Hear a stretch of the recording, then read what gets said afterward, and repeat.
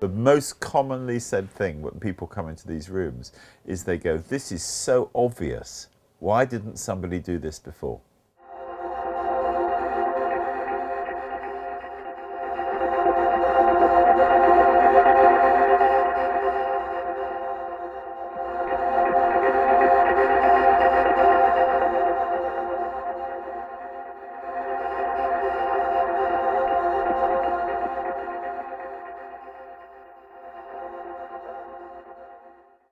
Actually, I think I'm quite a conventional person, but it's other people that say that I'm a maverick entrepreneur. So I guess I have to hold my hands up and say, okay.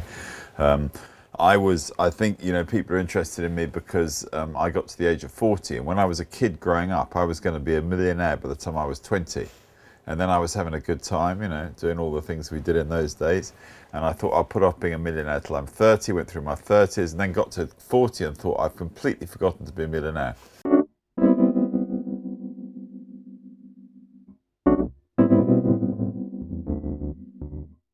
The big thing is the windows, instead of facing outside, face onto the corridor. And that is the really big quantum leap, because we're here at Heathrow Airport inside the terminal itself, and you couldn't do that with a conventional hotel. Super flat screen, we've got the internet, the table comes up, there's a place to work, everything you need, everything that you get in a luxury hotel, the power shower, all the luxury bits, everything you get in a luxury hotel in 10 square meters this room is. Actually, what we sell here is sleep.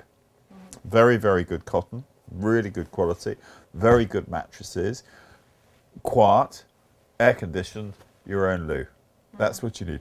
You can do a lot of things here. You can buy food here, you can watch TV, but most people want to come here, pull the blind down, turn out the lights, and go to sleep.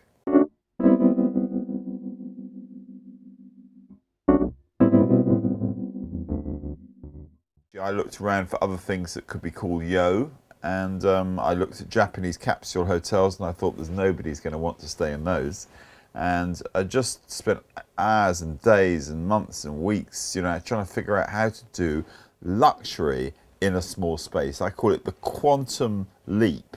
In the 21st century, in retail, what everybody wants is good prices and what rich people have. And if you can give what rich people have at good prices, you've got a magical formula.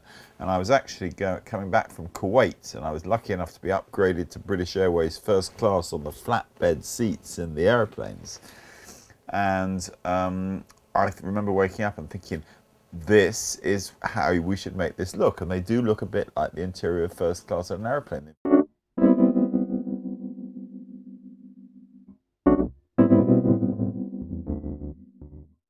But I'd never really planned, Gerard Green and my partner and I had never really planned to do hotel, airports and the hotels in the airports. We'd always planned to do them in city centres. But this came up, and it was one of the first times we realised, because these rooms we don't sell just by the night. We sell them by the block of hours. So we say here, the best hoteliers in the world, they say we got to 98% occupancy this year. And we go, well, actually, we're about 180% occupancy, and we're going to try and get over 250% occupancy, which means that we sell more than, this room gets sold more than 2 times a day.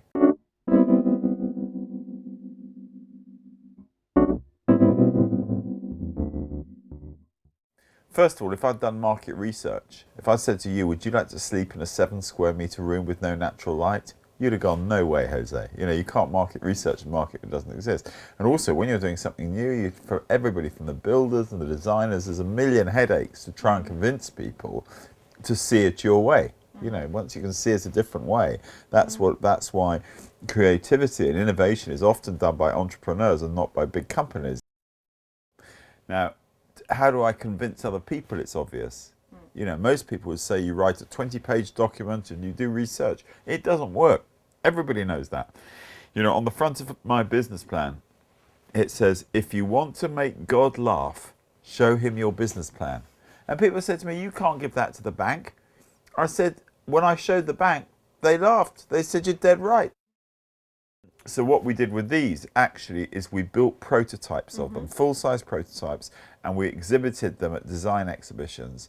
And everybody who came in said, this is amazing. We were on the national news, we were in all the newspapers, architectural journals. Suddenly, people are talking about it and they're saying, oh, how many have you got? They've got them all over the world. We hadn't even built a single one. Then people believe it, boom, better than a business plan.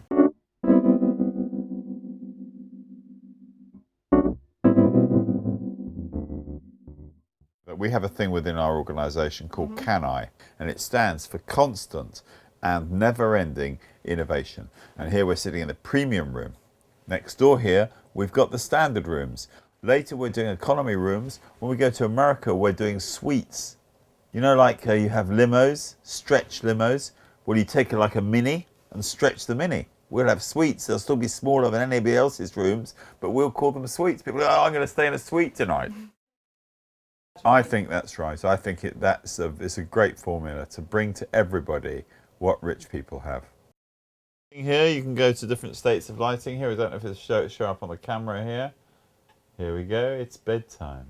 Good night. Good night. We're all going to bed.